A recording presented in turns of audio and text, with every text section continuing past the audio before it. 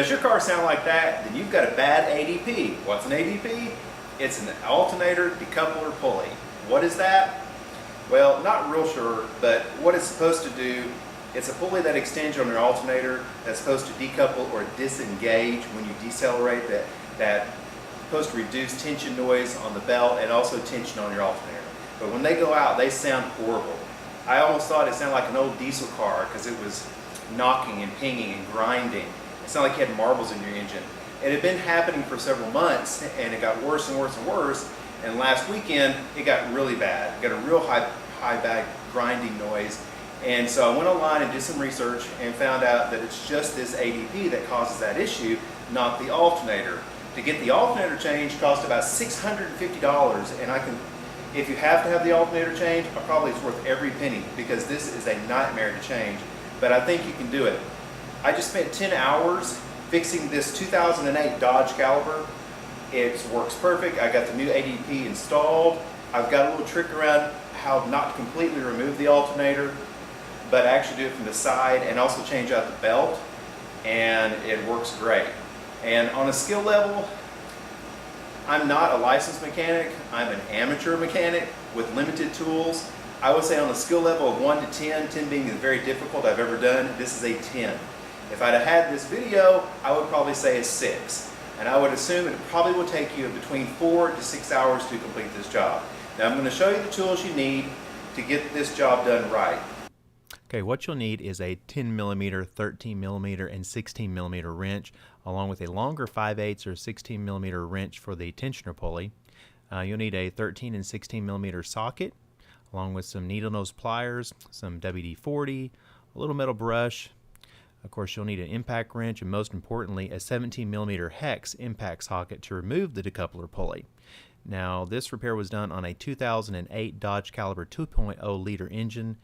The replacement serpentine belt is on the left from Duralast, about $25, and the decoupler pulley itself is from Gates, and it was about $40. Okay, to start this project, of course, we're going to disconnect a negative battery cable, jack up the car. I did use 2 jacks just for added safety, and I also blocked the back tires with a couple of bricks. And then I turned the front wheels to as far right as we could go. That way we can remove the splash guard, and that'll give us access to do the repair. There are 4 bolts that hold in that splash guard. They did break off when I removed it. They're just plastic bolts, which I got back from AutoZone for about $6 to replace those bolts. But that'll give us access to the alternator and the compressor that we'll have to remove. Now, we're not going to completely disconnect the compressor and take it out, or completely disconnect the alternator and take it out. We're going to do these repairs from the side. Kind of gives you a better look. Now, to give you some perspective, here's the front of the engine.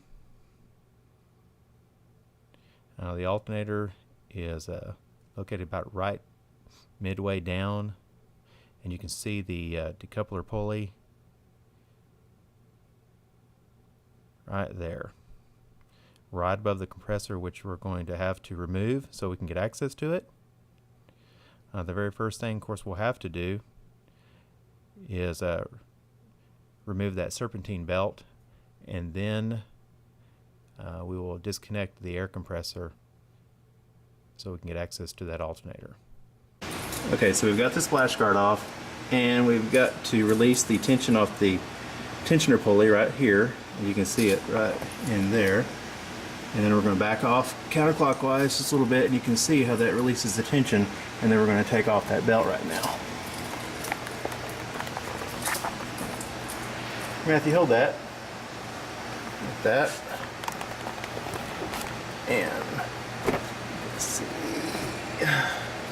We're just going to barely take that belt off. Just enough to take it off.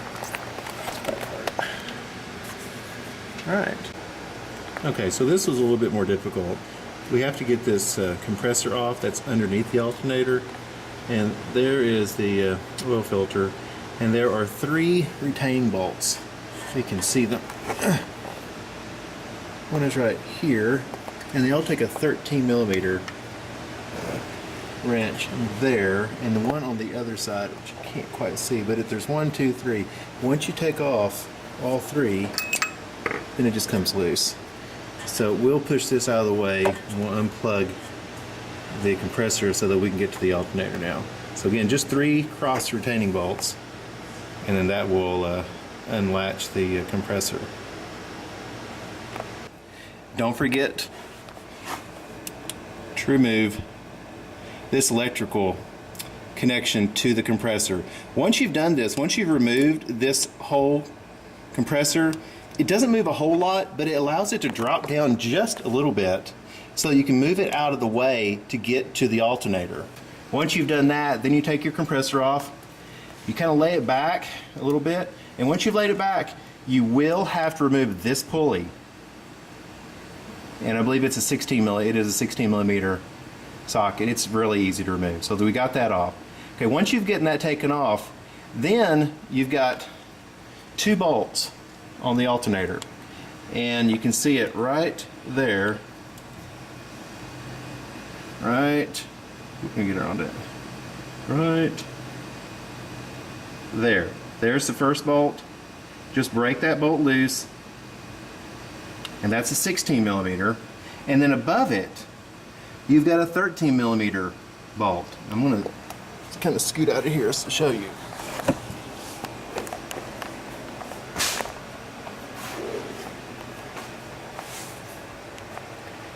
You've got a real small,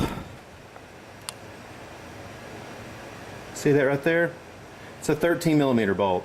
This bolt will be a nightmare. I'm just going to tell you right now, it is incredibly hard to put back in because everything has to be positioned correctly.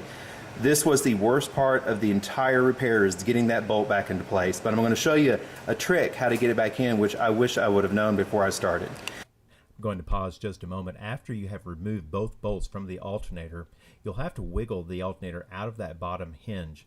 You'll have to move it back and forth. It'll take some force, but it will remove. Just kind of wiggle it back and forth and push up on it, and it will come out of that position. And then position the alternator down so that the decoupler pulley is facing towards you so that we can remove it. Okay, this thing was a nightmare to get off. This little cap off the end of the decoupler pulley is almost like it was welded shut. They show online it just pops right off, but it doesn't just pop right off. I had to really struggle getting it off. But once you do finally get it off, you can use a needle nose pliers, but it was really almost welded shut on there. Anyway, that's what it looks like, and you can see all the metal shavings inside there. That tells us that decoupler pulley is really bad.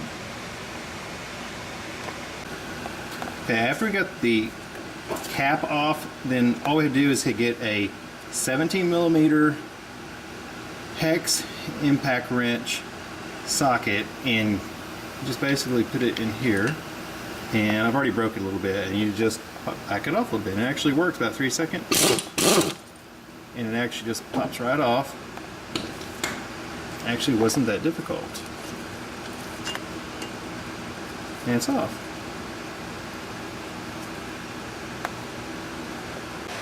Okay, now you can compare the new one with the old terrible one. And you can tell it's really ruined.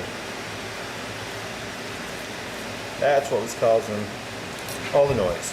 So now we're going to put the new one on, and basically you just put this on, tighten it up in about 2 to 3 seconds with the impact wrench, and that should tighten it up, and then we'll start reassembling everything. Okay, so we're about to put on the new ADP, and I've cleaned off the threads. Hope you can see this. I cleaned off the threads, and I almost kind of scored some of that. And we're going to put the new one on. We're just going to thread it on. It's kind of an awkward position, but this is the only way you can get these on, because you can't get the alternator out. Okay, so I've got this on, and then I'm going to hit it with, let's get it on here. Hit it with the impact wrench. It says for about 2 to 3 seconds at 90 psi, and it will self-tighten after it gets on more, but that'll get it on it. So we'll hit it with that impact wrench, and then that should take care of that. Take here. We'll get the like this, and we'll put 2 shots in here.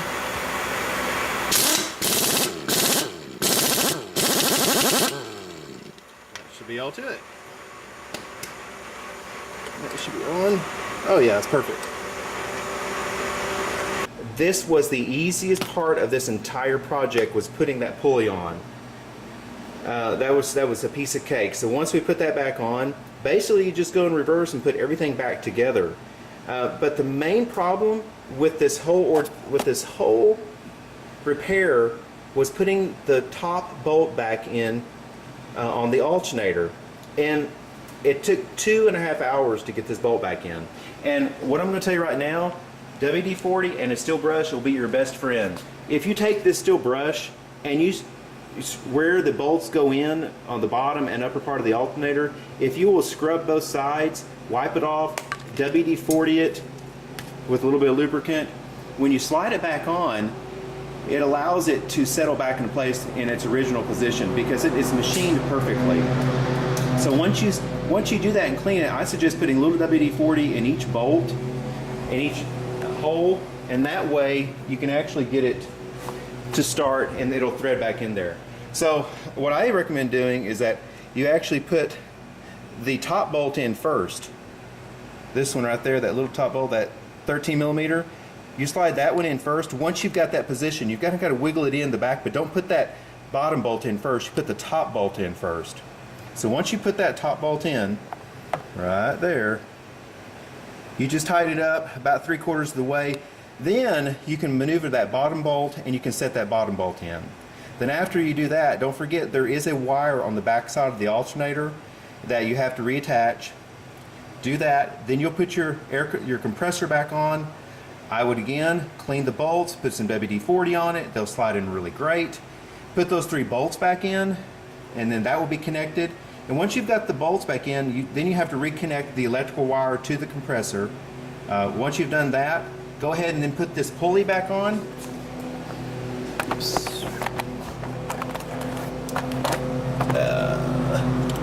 That pulley, hope you can see it right there. Put that pulley back on, and then put your belt on. It's pretty easy. You can download a diagram online, and that belt was a piece of cake to put on. It took literally 5 minutes to put the belt back on. And I'd recommend, if you're going to go to this whole trouble of replacing the ADP, put a new belt on. It's just worth it. So once you got that back on, reattach your negative battery wire, and you're done. That's it. And I'm going to show you what it sounds like. And the noise is gone. It runs perfectly. It runs perfect. You can see that new ADP right there. No noise, no rattling. That's all it was. Like I said, it'll probably take you about 4 to 6 hours to put this on with this video, but well worth it to save $600. So hope you enjoyed the video, and if you have any questions, just comment below.